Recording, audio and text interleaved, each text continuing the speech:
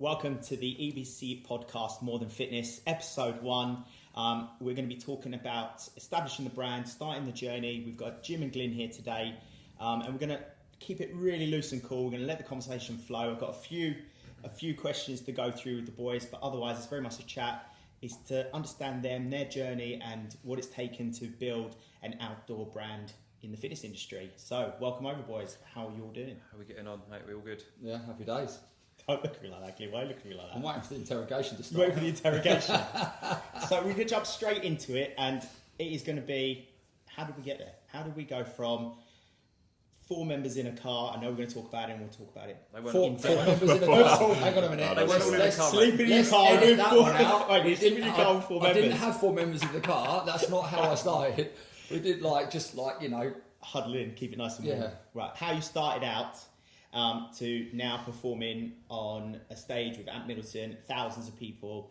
I want to hear your journey, express it. I know some of the members, I love hearing about it. I get to experience it almost every day with you guys. So let's have a chat. Let's go. Talk me through it. Day one. Depends where you want to start, though, doesn't it? Really. How did it become even an idea for you boys? I think what the first thing to note as well, right, is that the fitness industry is a completely different space back then. There was quite literally no one doing outdoor fitness at all. So it was a bit of a novelty to come outside, and people would play football and whatever and play sport outside, but no one was doing phys outside and doing exercise outside. So it was completely sort of different game. Whereas it's fast forward to now, it's quite an established thing to be doing. There are races off the back of it and all the rest of it. So you go back to the start, it was a completely different. There was no outdoor fitness scene. And there was no OCR scene. So at first off, it was quite a hard sell, wasn't it, really? Yeah, it's like trying to reinvent the wheel in fitness. Yeah. Do you know what I mean? To answer the question, how it all started was, so when I left the Marines, and I've known Jim since school, so he was like, I was in fitness, wasn't I? Yeah, you were working out of gyms and stuff, weren't you? Yeah. And I left the Marines to do close protection, and then going out for on a few beers with Jim, and he was like... It was Ryan's funeral, wasn't it? Yeah, a friend of ours, a funeral, funny enough, how the irony of that. And then it was kind of like I ended up qualifying as a PT, and then I just didn't want to work for a gym. I was like, no chance. Do you know what I mean? There's like no way I was going to work for a gym. And it just kind of went from there, really. So it was like, how do we get people outdoors in the fitness industry? Keep them moving, mindset, all that kind of stuff. It was hard graft to start with, though, wasn't it? Yeah. So, like I said, there was no outdoor fitness industry. So, the fact that these guys started doing sessions outdoors, Glynn's number was on all the leaflets, and the one that looks like a Chinese menu we haven't got with us for a minute, but it was on all the sort of advertisement and everything. So he used to take like a lot of the calls and a lot of the bits and pieces, and it was people wanted to know what's the deal. We kind of basically posted it as like a based on Royal Marine Training Festival, so people were quite reluctant to come down and train because they thought it was going to be ridiculously hardcore, which, to be fair, your sessions probably were for the first no one wanted to turn up to them, because it was literally, the advert says outdoor training, former Royal Marine, people like that, sod that and doing that sounds like too much hard work. The one that used to get a lot as well was, what happens, what do you do when it rains? It's like we crack on, and people couldn't get their head around that. Yeah. So there was a real stigma attached to it being outside, and that was, I guess, kind of the first hurdle. But the early days, we were just called boot camp because there were no other boot camps. Yeah. So when we first started up in Chigwell, Braintree, and Chelmsford, and then we kind of built out from there. But there were no other boot camps. And to be fair, at the start, it was more. I'd say it was more your kind of idea, and you were the driving force behind it. Very early on, for the first 18 months, 2 years, being completely honest, I'd say I kind of wasn't fully in and didn't really see the opportunity that was facing us in the wood through the trees, to be honest. Yeah, but if we weren't. The idea behind it wasn't to chat. It wasn't about physical. Yeah. It was the mindset thing, and I know this is like a massive subject that everyone talks about now, but back then it wasn't like massively open spoke about. Like, you know, go on social media and it's mindset this and state of mind and all that kind of stuff. But the Marines, you know, always had that slogan from years ago. And that's all we wanted to do, was change people's mindset and perception about working really hard. And that was what I wanted to do. So it's like, get people outside in the fresh air, and I'm just going to basically push them beyond their limits, because I learned in the Marines that you can do that. You know what I mean? And from my personal perspective, when I took a load of young lads years ago that wanted to join the Marines, and I trained them up and I gave them a bit of my time, you know, these little 16-year-old lads that I want to join the Marines, and I spent a bit of time with them, meeting up the weekends, taking them for runs and doing bleep tests and all that kind of stuff. And then roll on years later, when I just come back from Iraq, this lad walked into my room, knocked on my door, and he went, "Hi, do you remember me?" And I went, "No." And he said, "I was one of those lads that you took through that selection process." And that was quite an eye-opener, because I thought, if I can get these spotting those little weasels to like turn up, they couldn't run for a bus, so then suddenly at the other end of it, he's walked in my room at 40 Commando with the green lid on his head. I'm like, fucking hell, that's unreal. Like, it's a different type of satisfaction. Because it was like, for me personally, it was it felt like a sense of achievement. Yeah. And then I left the military, and still that wasn't what I was going to pursue doing, but that was always in the back of my mind. Do you know what I mean? So then when we started it up, and then because you were literally trying to reinvent this wheel within the fitness industry, it was really hard to do. It was no one was doing it at the time, so there was no one else out there. No.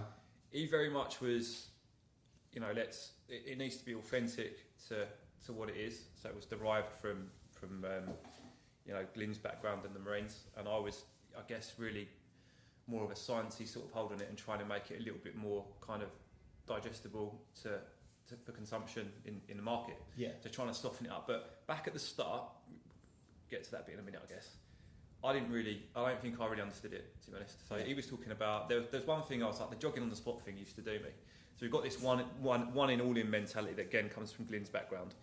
And I never really understood that. I was like a little bit like, you know, I'm trying to do like really clinical stuff outside, which didn't really work, being honest. Yeah. And he's trying to take it, and you were right. I'm trying to thrash him. Yeah, he was taking it. It literally wasn't one extreme to the other, though. It was like literally poles apart. The way we were training people were completely poles apart. What you were doing was right. I think that it was truer to what we were in terms of an outdoor fitness brand back then. But I didn't really get that at the start, because I hadn't understood where it was coming from. And it wasn't until I think it was 2010 we took a group of guys down to Lympstone, so to the CTC, like the Commander Training Centre, which, number one, it was really hard to get on there. We've revisited that in the last sort of few years and politely got told to go away. That the number they threw up to take a few people down there was astronomical, which, you know, fair enough, it's cutting edge training centre at the end of the day. But we got the chance to go down there, and I actually took part. Reluctantly. I was going to say, willingly? No. And I tell you what, reluctantly. I tell you, it's probably one of the best things fitness or training wise we've done. But what I got from that was I kind of understood the vehicle. So the military have been training people in that way for a very long time, and they're very good at it. You know, they get a group of people, you know, break it down a little bit, and then kind of build them back up. And I started to see some of that process, and Lympstone is kind of like an elite version of that. And some of the psychological sort of undertones of what are going on down there, I was like, this is mind-blowing. So I really saw what he was talking about, and the opportunity, that one in all in mentality, you know, that type of training, and the way it was delivered was massive. Like we were in an empty gymnasium. There are empty gymnasiums up and down, you know, in schools up and down the country. And I'm thinking to myself, like, the opportunity and what these guys are creating, and the way that the atmosphere they're creating in an empty gymnasium to train us, you know, it was stand in a particular way, command and response, you know, all that stuff. But I wasn't, you know, I'd never trained like that. So it was a real eye-opener for me. I really enjoyed it. I didn't want to mess up. I didn't want to stitch everybody else up. And that was a massive driver. I've never gone through anything like that before. And then some of the stuff that he was talking about, the jogging on the spot, you know, the one in all in, you working as a unit, that stuff that we took it and kind of watered it down a little bit and made it part of our standards that we use in sessions today. But I very much, I don't think, being completely honest, didn't really understand that side of it until we went there and went through that. It was awesome, wasn't it? It was like, it creates discipline, it creates self-discipline. I mean, if there's anything that we got from that, apart from the members that took part in it, we've still got members to this day that did that. that weekend. But it wasn't much of an eye-opener for me, because obviously I've been through the whole process. But if it's anything we got from it was Jim going down there, because like he says, it got him to understand what I was trying to get at. Yeah. Do you know what I mean? Because the jogging on the spot, it's all that self-discipline and that one in all in mentality. You've got to have that within the session. That's what makes it a proper boot camp. Well, that's our USP at the end of the day, and it's what leads through the brand, isn't it? Yeah, because anybody can stand with all due respect, anybody can stand in the middle of a field, put some kit out there and go, it's a boot camp. It isn't. It's a circuit class. Yeah. I absolutely guarantee you, 9 out of 10 of them, if I go and watch a circuit class, it's the way it's delivered. And most of the time, you can only deliver to that level if you've been through something similar. Do you know what I mean? Yeah. Rugby is another example. Like rugby players, they're drilled to that kind of discipline, and it's a high level sportsman is an example. Yeah, it's the same principle, and that's exactly what it was. I think it's just that message of mindset, though. That was, you're talking 2010. Mindset's become a very popular thing over the last sort of 4 or 5 years. Been very popular, isn't it, within the coaching world as well? It's something that we were talking about back then. And it was a running theme. And one of the things that stands out for me is, and that stood out even back then, it's like you're getting a group of people together, and you've got these common denominators that they're putting into the training by design that are pulling out this one in all in mentality, this mindset, this can-do mindset that just literally filters through. And it was like using the training as a vehicle to deliver that message. So the training really was like I said, it's just almost secondary. Yeah, absolutely. And then you get in what you see then. You fast forward to some of the people that we've dealt with now. It's like they're understanding the session being tough, and quite vigorously demanding physically and mentally demanding. Over time, rinse and repeat that 1 week, 2 weeks. We're seeing people do things that they're not able to, or they didn't think they were able to do. For sure. From this mindset win. Building a resilience, isn't it? That's it. That mental fortitude, and that was the real win. It wasn't so much the training; it was the message it was delivering. It was what it's giving people. Absolutely, and I think that's one of the most powerful things as an instructor is that we can create the environment we want, and we know that the vehicle that we're going to use is the fitness, but it's what you've been able to access and give access to people, and that's one of the most powerful things that I think as instructors we've got. And watching some of my guys go through obstacle races, completing marathons, and some of them couldn't even run 100 metres when they started. That for me is what I got in the game for. That's why it's I love quite a humbling thing though, because when you look on social media, you see these pictures and posts going up of people wearing their red tops and stuff, the EBC tops, and they've completed like all these different events all around the country and stuff, and think, bloody hell, that was just an idea we had a few years ago. Do you know what I mean? Now you've changed people's mindsets, and it's not until you meet people socially, like Christmas parties or dinners or whatever it might be, and people come up to you and go, thanks very much, Essex Boot Camp's changed my life, and it's done this and that, and that's been going on, comments like that for the last 15, 17 years. And that's what's really enjoyable about it. Yeah. Do you know what I mean? Because at the end of the day, the business wasn't started out, it was like, well, how can we make money out of people in the fitness industry?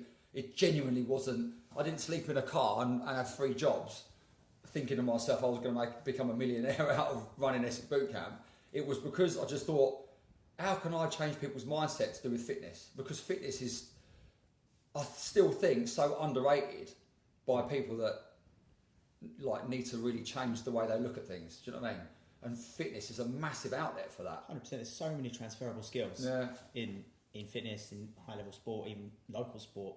So many different skill sets that you can gain from doing sessions, being in that community, and that's why I absolutely love it. I think our focus was always very much the fitness. It was fitness and well-being, and then all the other stuff rolled off the back of that. Yeah, that was always our message. And interestingly, just sitting here thinking about it, you saying that someone that you put through selection, and obviously you've got the outcome at the end.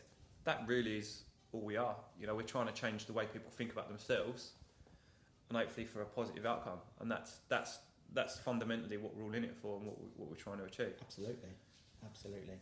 But it was hard to get people to understand. Yeah. So my next question was I get getting people to understand that was probably one of the hardest things. So, and then obviously Lympstone was a pivotal moment for you. That was awesome. Yeah, it was awesome. When you started out, what was the goal? What was the outcome you wanted to have at the end of it? To be honest, I don't think that, you get asked this quite a lot, but for me, this is only me.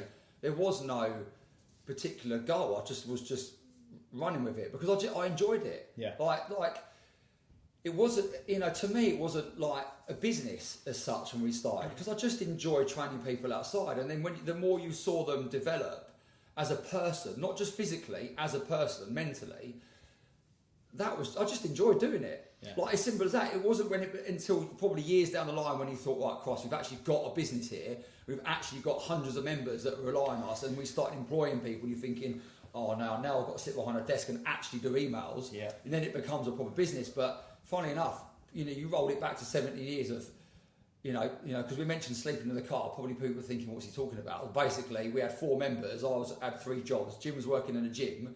I used to get up at 4 o'clock in the morning, drive to Chelmsford, sleep in a car, take the first session in the morning. No one would turn up, or one person would turn up. Stay in the car because I couldn't afford any fuel to drive anywhere. Do the evening session, or do my day job, which was abseiling. Do the evening session and drive home again. So that's where the sleeping in the car comes from. We had a 2-week rota as well. So back then, me and Glynn were doing everything. Yeah. And then one week it was You've got it easy now. 19 sessions. The low week was, I think the low week was 19 sessions, and the up week was sort of in the 20s somewhere. And we used to sort of rotate on and off, and we literally did everything. And as Glynn's saying, like, you got to think back then there was no one doing this, right? So the workouts that we put together, 9 times out of 10 we'd go and try those workouts ourselves, and be like, well, that works, that doesn't work. Well, that happened quite a few times. And then like some of the workouts that you'll probably see up and down sort of the county in our sessions, some of those were our workouts that we put together from scratch. Like some of the strop run stuff, like, and in the way that was kind of like bounded around, like there was no one's copy back then. It was we were really cutting our teeth. And the other thing that was difficult as well, because we, as you know, we put all abilities in one group. Yeah. And that in the military, when you get given a group of blokes and you say they can do fizz, that's easy. Right, lads, there's a Land Rover, push it up the hill. Yeah, Roger, up it goes. Yeah. It's that simple. But then you get a mixed group of people from 16 to 7-year-olds. How are you going to make them all? That's difficult. That's the skill set of it all, because we didn't want to differentiate the abilities, because it was like undermining people and all that kind of stuff. You can work together, and that was difficult. Yeah. Do you know what I mean? Then you see. What was really hard all them years ago was someone would turn up to session, or ring you up and go, so what does it involve? Oh, yeah, you're going to drag tyres or flip tyres and all this very, stuff that everyone understands now, and is all over social media. Back then, no one knew any of that. What do you mean I'm going to flip a tyre? Well, yeah, it's function. What's functional? And then you're trying to explain it to them. They're just like, no, that sounds like hard work. It's like, it's meant to be hard work, but your mindset will change. And if I give you a tyre and drag it around the field, and you can't get round them, and I bark at you and you run around that field, because if you don't do it quick enough, I'm going to make everyone do it again, and you will get round that field. That's such a huge driver. That changes your mindset. I can do something if I really put my mind to it. But you try selling that to someone 17 years ago. Yeah, when it was they were like, no chance. No social proofing. What? we were as well, like as Glynn's saying, it was a hard sell, and there was no one like us. So we would literally just call boot camp. So, and I think we spent I'm just trying to work out the dates. Like from when we started, I think we spent probably about 4 or 5 years. Yeah, easy. Making it what it is. So refining the message, refining the sessions, and finding our feet with what we were doing. Because I remember sweating about sort of 13, 14 people turning up. Now I'm going to deal with 14 people, and then what strategies in the session you're going to employ to make it work. Yeah, because it wasn't a thing. Yeah, and it was always a case of make sure the sessions are different. Again, you go back to what they are now. People put a circuit class in a gym. Go to boot camp. No, it's the same routine. It's a circuit class. I've got a funny story on that. And we were with every session, and still to this day, as you boys know, we do pretty much something different. Yeah. And 17 years later, I swear to God, one of these days, my grey matter is going to go. I'm out of ideas, mate. So you're always doing something. Would you say the structure stayed the same from 17 years ago to now, of how a session's run? Yeah. Nothing's changed within that. No. I think that if you think because it's the principles, isn't it? It's the principle, the jogging on the spot. The time. If we say to someone, it's 30 seconds to run around that tree, guess what? It's 30 seconds to run around that tree. If it's not 30 seconds, you lose that discipline. Yeah. Because I absolutely guarantee you they're going to try and milk it. Because if I don't want to keep harping on about it, but. When people say to me, it looks like you've got eyes in the back of your head. It's not that. It's just the fact that you not think that I went through military training without trying to get away with a little bit of rest. I know when I walk away, because I've got you in a press-up position, someone over there is going to try and get rest. It's human nature. Yes. Do you know what I mean? Yeah. I know that because I've done it. Do you know what I mean? You call it that, I call it, I keep my black book of excuses. I've got them ready. I've got my black book of excuses. I know why you're going to drop your knees. I know when it's going to get hard. It's I know it's going to get understandable. Their tough. arms are shaking like shitting dogs. We've done it. They're gonna put the knees down, and because it's only so long. It doesn't matter how mentally determined you are. There's only so long your arms are going to hold you in a press-up position. Absolutely. Do you know what I mean? But the thing is, as soon as they drop, you're on them. They're like back up again. Back up again. They're back up again because you're tapping that, not this. Absolutely. That's the difference. That's an interesting point that Will's raised there as well, because at the end of the day, as Glynn's saying, the principles are all there. You know, I think the first 4 or 5 years we were finding out what actually we are, what we're all about. There's always that message and that that mindset message and delivered through the fitness. But I think we were figuring out what it was we were as a company, and then if we've done our job well, which hopefully we have, because we're still around sort of 15, 16 years, 17 years. 17 years, yeah. The session up in Colchester should have the same running themes in it as the session down in Southend. It's down to the trainers obviously need to be at a level with us before they start working, but those things should be in the session to make it one of our sessions. It should be standardised, and that's what we worked hard on at the start.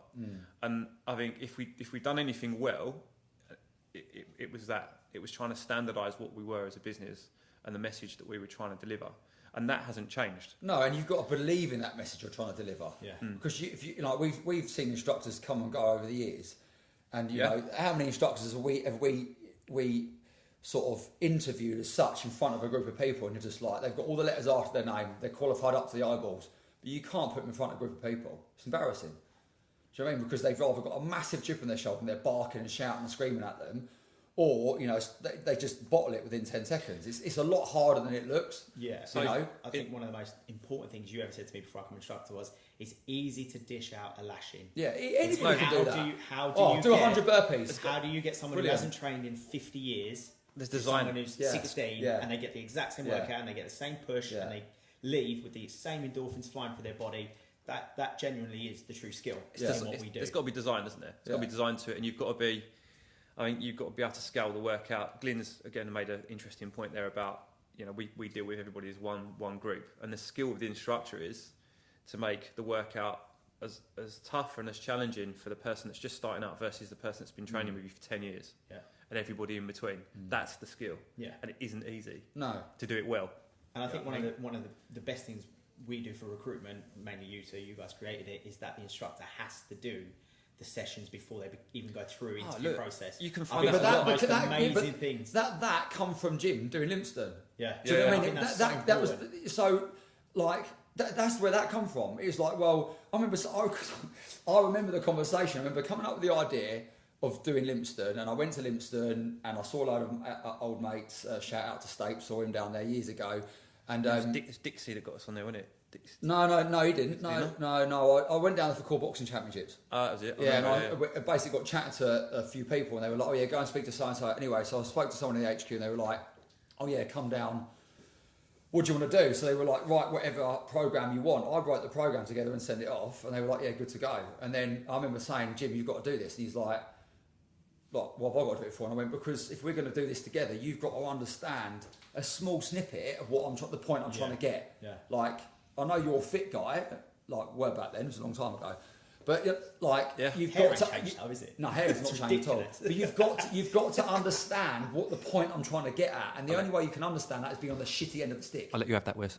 Just a little bit. But I completely agree. But it's true, you've got to be on the shitty end of the stick to understand it. And also, feel it and see it. I really enjoyed it. I honestly really enjoyed it. It was tough. I've seen some of the I did photos. league test. I outrun one of the members. PCIs. Yeah, and I caught PCI on the camp He circuit. got tanked for it. He wasn't. He wouldn't talk to me. This bloke. So when you get punished, I can't remember what we'd done wrong, but we're probably not quick enough doing something. We had to run the camp circuit. And it's about 400 metres. No, camp circuit's not 800 odd, I believe. Is it? I believe so. 800 metres, yeah. Well, anyway, No, it's I horrible. was quite an half decent runner back then. I caught the PTI, and he was quite a nice lad, but he wouldn't talk to me after that. And I'm like, Glynn, I think I've upset the PTI. I have to sort of go and buy him a beer later tonight or whatever.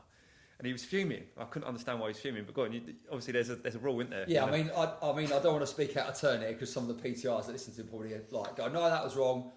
But basically, they do everything they can to see each other off. Everything they can. Do you know what I mean? Like to just catch each other out. Yeah. Uniform, like anything. Like they like I won't say the word because I've already picked up on that. The little white square things. I won't say it. The mice. The mice. The mice. Yeah. Anyway, so they play all sorts of games on each other, and for a civilian to catch a PTR around the camp circuit, He wasn't happy. Game over. There's a if you've not been to Limps, there's a massive water tank outside where you've got to do like regains and rope work and stuff.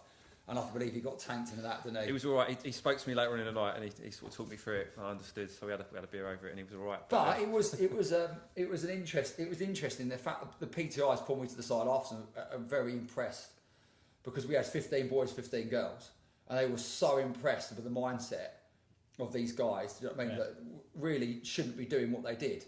You know, we did everything: endurance course, gym circuits, IMF, sat ranges. You know, we did the whole works. Took him down, even got back from the endurance course, and I went, who wants to try and complete the 200 metre fireman carry test? You know, and no one even passed, even after all of that, no one passed the fireman's carry test that we have to pass without carrying weight. It was awesome. It was awesome. One of the best things, physically, one of the best things I've done. It was really good. It's a massive shout out to the people that went to Limpston and are still training with us now. Oh yeah, Massive shout out. It was only a weekend. It was like, There's people going, oh, he thinks he's a marine now. It was. It was only 4 days. Glynn actually pitched it as a spa weekend.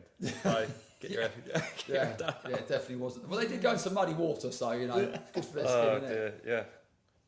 So it was awesome. It was good. So that's basically like the early. That was your massive pivot for you boys there. The penny dropped for me after that. Sorry to jump in there, but it's interesting that after that, Limpston, the amount of people that used to go to me sessions, like he's changed.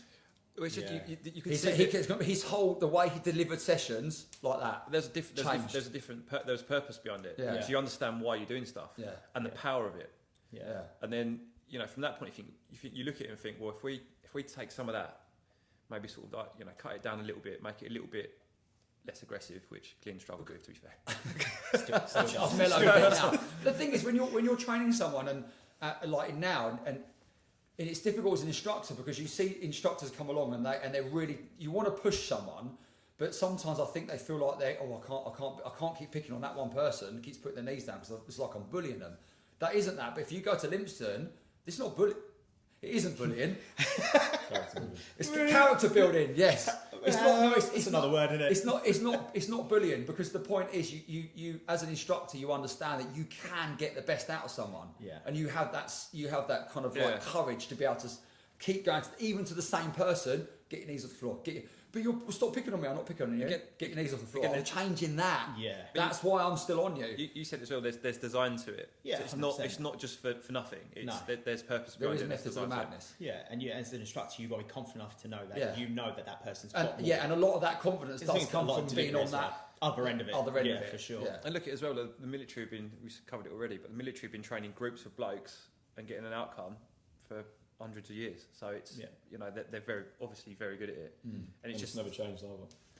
No. Well, I think science has crept in. A bit softer now, though. I think science has crept in, and tried to increase. Wait for the backlash on that one. Wait for the backlash on that one. But yeah, I mean that early. Back in my day, Wes. That was a long day. It was a long time ago, wasn't it? Early days. That's pretty much what it was, and it wasn't until we started to we had a bit of a product almost. But then we started to think, right, well, let's try and grow it out, and we ended up sticking a successful franchise model out and building it out from there. Well, I mean, in its peak, 500 sessions, 28 locations. Yeah. It's probably just under 450 now, isn't it? I think so. Give or take, something like that. Yeah, post-COVID. Which I think is astronomical growth in such a short space of time. We did it quick as well. So we got out there quick. So I know you. I mean, I'm not sure if you do this as much, but I know he doesn't do this. There's a little bit of reflection. So let's take it back a little bit. Like everything you know now, if you could go back, what would you look to change with the business, with the growth, with the way you train? Is there anything you'd want to amend, change? I don't think so. I mean, I personally think nothing's perfect ever, but I think we did a pretty good job of getting our message out there quite quickly and expanding quite quickly. You know, and at the time when you're in it, it evolves, doesn't it? You can't fast forward too much. You can't step ahead too much. You kind of need to roll with the punches a little bit and adapt as it goes along. So I think we evolved it quite quickly, and we saw an opportunity and took it. I don't know. That's a good question. There is only one thing that I would change slightly, and I probably would have been a little bit strict on who we took on board, employed. Instructor-wise. That's because we did expand very quick. Yeah. Maybe a bit too quick, but we took opportunities. It was all it is. You know what I mean? We saw opportunities. We opened up sites. We took on instructors, and I think maybe, and this is probably on my shoulders, a little bit lax in some respect sometimes on some of the instructors. Like, you know, oh, he's all right, we'll build him back up again, let's stick him in there, let's get the site going. Really should have probably held back a little bit and be like, no, let's wait till that guy's up to a really good standard, or get rid of him and find someone better. But it's so much of it's hindsight, isn't it? Of course it's it so is. easy in hindsight to look back. Yeah, that's why that question's like... But to change anything else, no, because we took, you know, I always say to people now, take opportunities. If an opportunity comes your way, you know, you don't have to take it. But we took nearly every opportunity, didn't we? Yeah. Like the schools, hence why you sit where you are now. With the school stuff, it wasn't even our bag. We were like, do you want to do this school job? Shit, what are we going to do with these kids? Like, you know what I mean? Let's scale down. Let's just do what we do and scale it right down again. But actually... We got really, really good response from the kids' stuff, but it was stressful because it was just you and me trying to juggle everything at the time. There were some pivotal moments, I think, that we done quite well. So if I remember it correctly, we ended up running sessions up in RF Bentwaters. So the old the Red Bull, right? The Red Bull. But, yeah. if you remember, so we got a really good gig with Red Bull. But before that, we actually went up in that direction to look at a wedding venue that wasn't too far away. Do you remember? It was probably about 5 or 10 miles down the road. Oh, yeah. I do remember that. Of course, we've done so much stuff. So we went out to look at this wedding venue, and then secondary we went to look at this ex-military airbase, which was absolutely off the clock. So we ended up getting a corporate job with Red Bull, and basically. Actually, it's one of the best jobs I think we ever did. Basically, they said to us, the brief was, we've got 500 interns. We want you to do an afternoon with them. We've got, you know, quite a healthy budget, and basically, can you sort of identify some sort of, like, you know, good communicators, people that have got the ability to sort of lead a team. Promotion, wasn't it? It was awesome. So we've gone up to this. They've basically hired this airbase, which we ended up using quite a bit because it was just awesome. And yeah, they'd put this all singing, all dancing weekend on. Red Bull jet fighters doing a private display and all sorts. Yeah, it was awesome. They must have spent a fortune up there. But basically, our job was go in and do an afternoon. Yeah. And I'll never forget, like, one of the stances. So we had to deliver about 4 stances, put a team of guys together, and go and deliver. And it was brilliant. But off the back of that job, we got introduced to a lady that owns it up there called Sarah, and basically put some day camps on off the back of that. And again, at the time, there were boot camps starting to pop up, doing kind of weight loss, like retreats. Because a lot of them started to start, didn't they? But we weren't doing that. Our message was, come and do a day camp. We're not talking about weight loss, we're talking about mindset. You're going to come up here and you're going to get physically challenged and mentally challenged, and you're going to find out a little bit about yourself. That basically was the message. And some of the days that we did up there were absolutely off the clock. But the Red Bull days, remember this? The stance that me and him run, I'll never forget, it was brilliant. So we're doing log runs, so we had like 40, 50 people, maybe a bit more because the numbers were quite big to make it work. But basically, he did this really, really aggressive brief on this log run. He's like, you're going to pick a log up. He always says I do aggressive. It was brilliant. I don't know where this comes from. It's not aggressive. I basically just walked around with a broom. I basically just walked around. My job was to walk around with a big broom and just sweep up. That's it. Getting all the corners. That was literally. Get into their head. Do you know what I mean? Yes. It was brilliant. And this worked. So yeah, classic. So like, he's done this really aggressive brief, like this group of 50, 60 people. You're going to pick the log up. They're in small teams, like 8 or 10 or whatever. So we've got these big logs. You're going to take it here. You're going to take it there. We're going to do 4K with it. Really, really like aggressive. And you can see people just dropping out. Not even gone anywhere. You can see people just dropping out. Not interested. And you might get 1 or 2 people. Right, guys, we're going to get this done. It's like, from a business point of view, or working in a team or group, who do you want in your organisation? It's that one guy or those 2 guys that are like that are trying to G everybody up, keep everybody together. Keep them going. And that essentially, it's so simple, but it was done. He was really good. To be fair, he was really good at it. It was creating an atmosphere as well, because when we pulled up, there was this massive hangar and they had all this Red Bulls. It was awesome. really cool, wasn't it? Do you remember? Awesome. Yeah. So all of these people just stood. They'd all been camping overnight as well, and these hundreds of people just gathering around talking. So I turned around. This was back before we had big transits and stuff. We had like these little vans. Do you remember I crammed everyone into the back of one of the little vans? It was a let's paint a picture. It was a Renault Kangoo. It was tiny. So we drove up to the hangar. Imagine this tiny little like postman Pat van, right? Little white, this tiny thing pulls up to this huge hangar and hundreds of people just going like that. And it's just like little little noddy van driving up, backs up, literally reverses up to this huge hundreds of people, and I went 3, 2, 1, go. And the back doors kicked open. There was about 15 blokes went boom out the door, went right, started shouting like shit, like running around like lemmings, like bouncing into each other, and like didn't know what was going on. So we just instantly created this atmosphere. It's like get in 3 ranks. They're like, what the fuck, 3 ranks? Like lining up, and half of them had Ugg boots on, didn't they? Do you remember? Yeah. Like, so they got told to bring PT kit. I was going to say PE kit, not at school. PT kit, and half of them were in Ugg boots and God knows what else. And the directors went, they've been told if they're wearing Ugg boots, they can still do it. We're like, well, that's on you, no problem. So we made them run half a mile down the runway to get to the first stance, which was an obstacle course, in Ugg boots. I've got photos of it somewhere. I'd swept it, by the way, with a broom. You were in the background. But they're like, you can see all these girls' faces like running down the airbase. And I remember saying to them, we've literally got like a 2 mile run before we even started the long run to get to the first stance. You see their faces like, oh my God. But straight away from getting out the van to tell them it's a 2 mile run down the runway, and it wasn't. It was like, I don't know, like 400 metres or something like that. But they didn't know that. No. So from jumping out the van, screaming, shouting at them, already they're flustered, getting into 3 ranks, 2 mile run down, and they're like, oh my God, what is going on here? And then straight at the end of it, we did the whole day, and then had to give a massive debrief, didn't we, at the end, like in front of them all. And Freddie Flintoff was there giving a talk and all sorts of crazy stuff. But it was really cool, and then that's kind of like, once, that was our first really big corporate gig. That was years ago. And we nailed it, and we were just like, we're quite good at this, aren't we, really? And then, do you know what I mean? And it was just sort of, we went from there, really. And then we started running day camps there. Yeah. So I think what else kind of really established us was with these day camps up at Bentwaters. And it was awesome, absolutely awesome. I was somewhere in a pond. Yeah, I know, yeah. Floating around. Yeah, I did it as a member. Yeah. Because I realised as well, like we did everything up there. So like, we'd be up there the day before. 9 times out of 10, we had to actually build a little obstacle course up there as well in the tree. So It's probably still in there.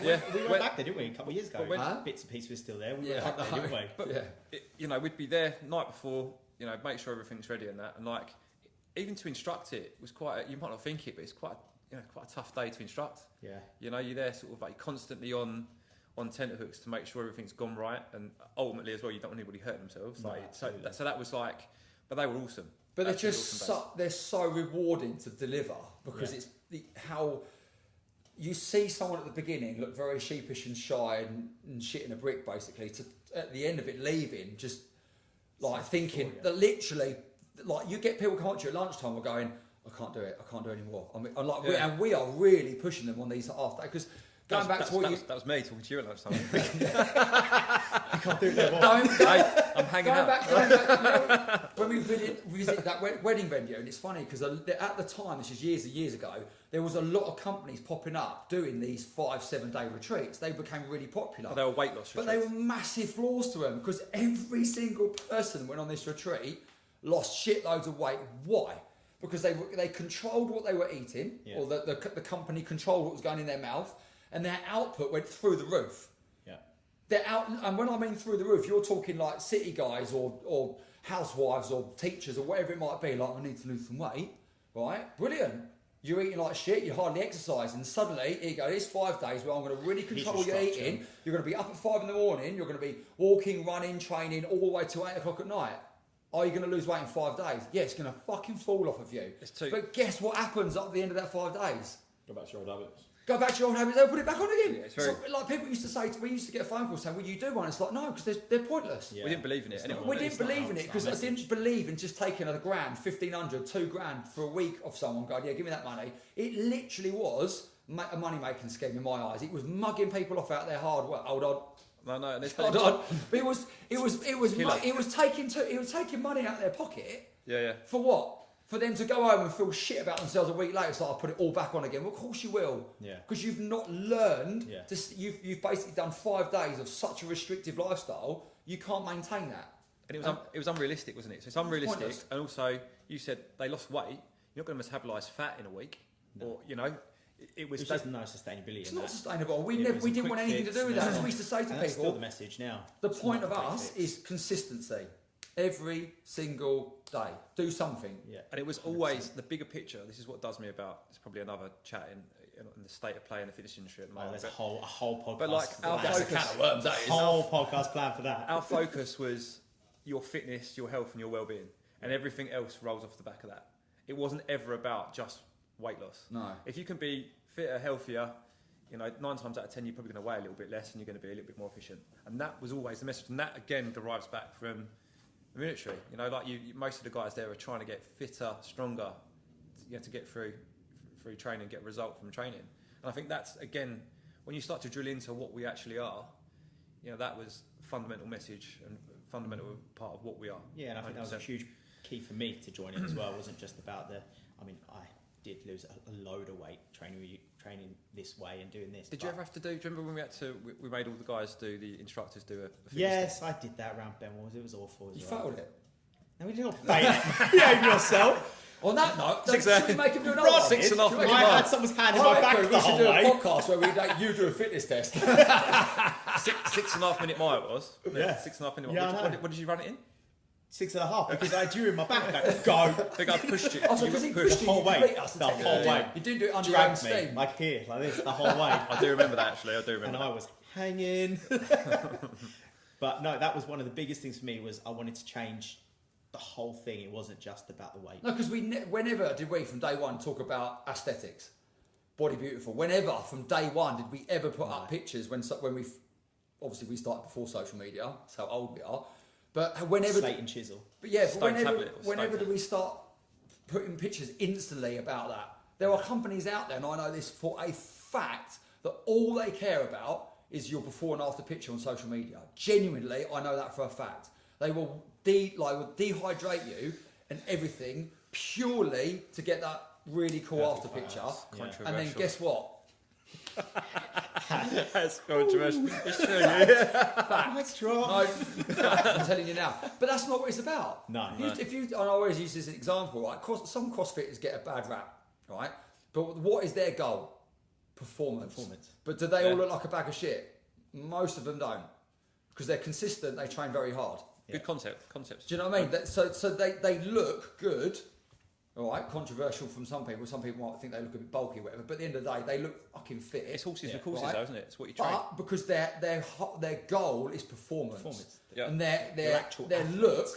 is a byproduct of their workout. Yeah. Isn't it? Yeah. Do you know what I mean? If you're hot, and there's nothing wrong. I mean, it'd be very hypocritical for me to say anything different. I have stood on stage and done the old, right? There's nothing wrong with that. There's nothing wrong with that. But that also has a negative effect, I think, and that's another conversation. You are what you train, aren't you? In Yeah. the day, so you are what you train. So Turns out that's more important how than many, anything else. how many times over the last thinking about what you're saying there? How many times over the last 10 years have you had someone come back to you? This happened recently, and they've said to you, "Look, I've gone and done whatever. I've gone and joined a running club and whatever. Nothing wrong with running clubs, whatever you're into, right? But it was the fittest I ever was. Yeah, Okay? loads. How many times have you heard it? And it's Absolutely not. loads It's over not. the years. It's never. Oh, I want to come back and lose. I'm sure people do want to, lose a bit of weight and burn a bit of fat, whatever.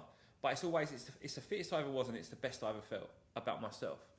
And you hear that a lot from people, and that kind of like in terms of us being a credible organisation and practicing what we preach, and in terms of continuity of the message, it must still be the same because we've got people coming back after 8 years, 9 years, saying the same thing, and it got them to where they wanted to be. And it's not just the other part to it, which is very tough to measure in terms of a metric. Is yes, there's the physical side of it, which we can track, but it's the mental plugins as well that you get from your training. I think you talk to people, which again is probably another chat, but the amount of people that say to you as they get older, I train more for the kind of the mental wash down or the release, the mental release from the training and being outside and the plugins you get from that. That's huge. And you hear that a lot out of the guys that train with us a lot.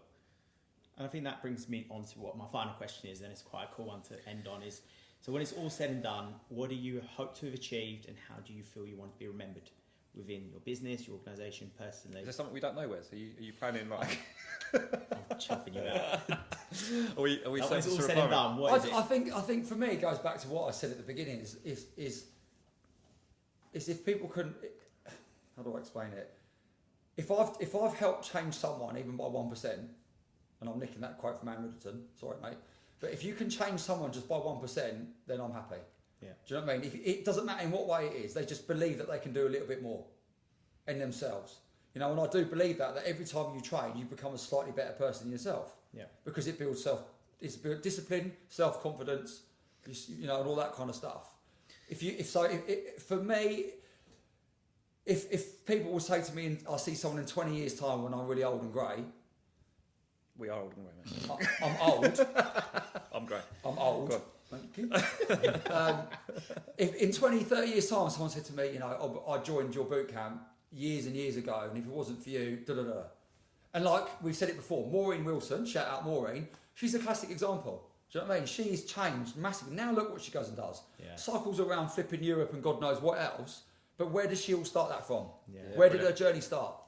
I remember her turning up in her little Absolutely. cardigan, Maureen. Will this be too tough for me? And I was like, no. But it's true. You look at people like that. Glynn session will be tough. Look at those people that have been with us a long time. Look at their journey changing. And there was loads of them. I could name drop hundreds of people, right? Yeah. But their journey started with us, and now look what they go and do now. And they've done like they do OCR races just for the shits and giggles now, right? But if you'd gone back 5 years ago, they wouldn't have been able to do it. They were in their head. They wouldn't have been able to do it. They'd been like, I can't do that. I can't do this. But they have changed their mindset. I've got actually going. That's made me think about a couple of things actually. So doing things differently. If we just back up to that, you're to make me think. So when you're talking, it makes me think about I'm it. an inspirational person. That's You what are. I'm saying. It's an inspirational speaker. Mac 95. If we can change, I've got too many windows open. That's what it is. Yeah, it's got him. I think if we could change something, and what Glynn said is very poignant. Some of the people that have trained a lot don't realise how fit they are. Oh, massively. And how far they've come. Yeah. So if we could change something, I feel that if we could put some sort of metric on that, which is tough, it's tough to quantify, but it'd be that. Because some of the people that train and that have trained a lot have come such a long way, and it's massive. But it's hard to put a metric against that. Yeah. So that's that. And then where we've ended up, I think, like it's very similar to Glynn.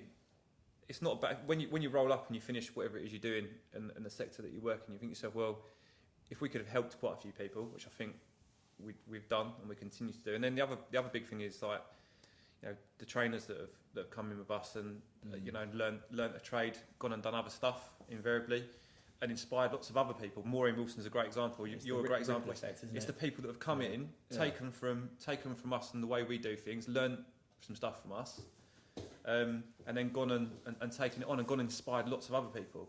So I think from that point of view, and obviously you're a great example of that with doing absolutely, with schools and kids. And that's why I'd give you guys props And you can't- for what you've done. And But you can't put. There's no amount of money you can put on that. No. You know, that's about fulfilment. yeah, You know, and being true to what you're doing and what you're trying to do we as talk an about that quite a organisation. lot. Is actually what is the bigger goal for us, and I think everyone's sitting here. The goal is we want to help as many people as possible. And like I say, if you get 1% better.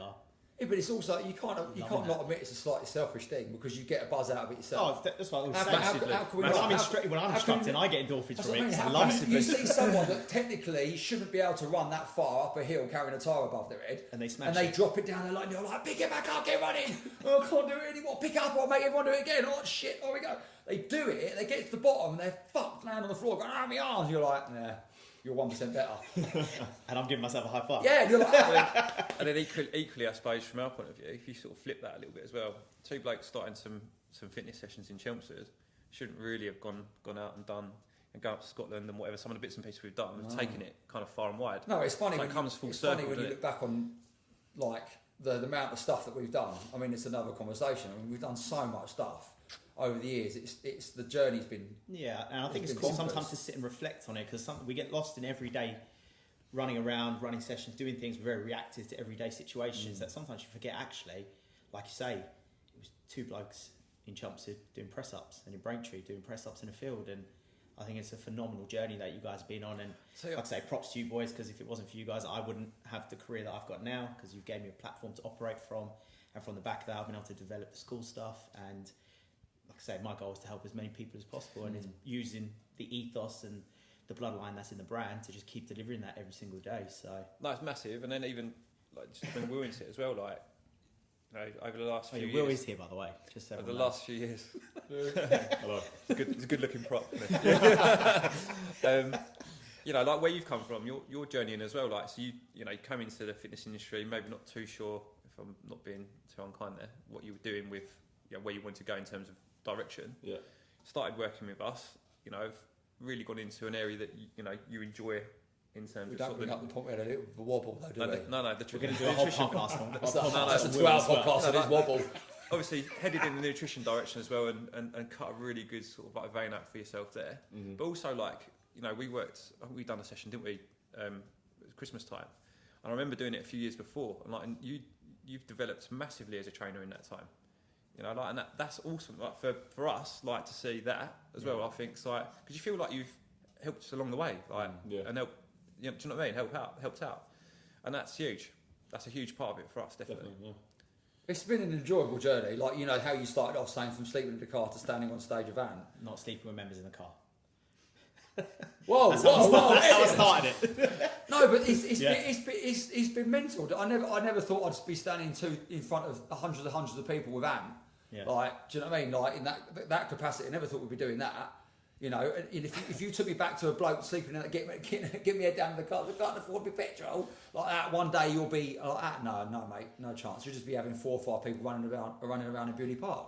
I never thought it would escalate to that level. Do you know what I mean? And I'm very humble. Like anybody that knows that I'm extremely humbled by that. Like when I get asked to do those big events and stuff, I don't take it for granted because I'm very passionate about it and I really enjoy doing it. But it is always so humbling. Like when I did the Mind Over Muscle Festival with Ant, and I was stood, to the side when he's getting all these photos done, and people come up to me going, "Oh, I really enjoyed the day camps that we did, and thank you for this and thank you for that." And he's just like, you can make a mark on someone that lives in Scotland. Yeah. How can you not say that's enjoyable and humbling? Do you know what I It is mean? an enjoyable thing to do, I think. It comes out to the same thing as well. I had a girl on that day, and I don't remember if you saw it. It was when we had the sandbags and the tyres out, and she came over like crying halfway through the sickener, and I just pulled her to the side for literally about a minute.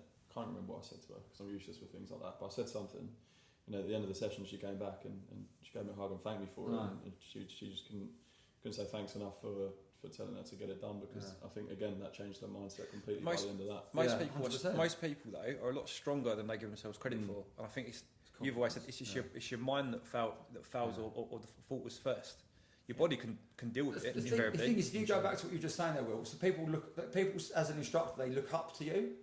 You're almost on a pedestal. Yeah. Do you know what I mean? So then that's why it's always important for us to have the right people in front of the group. How do you look up to Wes though? I don't know. Well, it's quite difficult, isn't it? Actually, I'm joking, Wes. Physically, or? Physically, obviously. Physically. But they do. So if you take that as an example, that person's come up to you. The reason they've come up to you is because they needed your inspiration. Mm-hmm. You didn't have to say much. You don't have to. You don't. Needed it. Just a little arm for that. But they don't. No, because you're stood in this sort of not a powerful position, but you're stood in that authoritative position. That's well done. Where you're stood there and they're looking at you saying, "I need something from you," and you're like, "Just keep going. You've got this. I'll help you through it." And they're like, "Oh, brilliant!" And that's all they need. That's 1%. Yeah. Go back to that 1%. You've given them that 1% to spur on, and they've now gone away. Tips the balance, isn't it? Yeah, 100%. That's all they need. Ironically, you're probably one of the best at that. In the whole company, since we've been doing it, giving people that little nudge in the right direction. Just send them. The irony. Yeah. No, guys. So I think that covers everything we wanted to go through in our first episode. So thank you, boys, so much. Please give us a like, share, follow. It's the EBC Podcast, More Than Fitness. And a massive thank you to Blackburn Studio, Andy Small. If you've not already checked out Busketeers Choir, please do. They're doing some phenomenal stuff for the community. And he's a pretty solid guy as well. Is Glynn going to be singing in that? Or we're going to do one thing I don't. We're going to massively. Can we do a flash mob of EBC instructors? No chance. Absolutely. We could do a transformation, like a singing transformation. Absolutely no chance.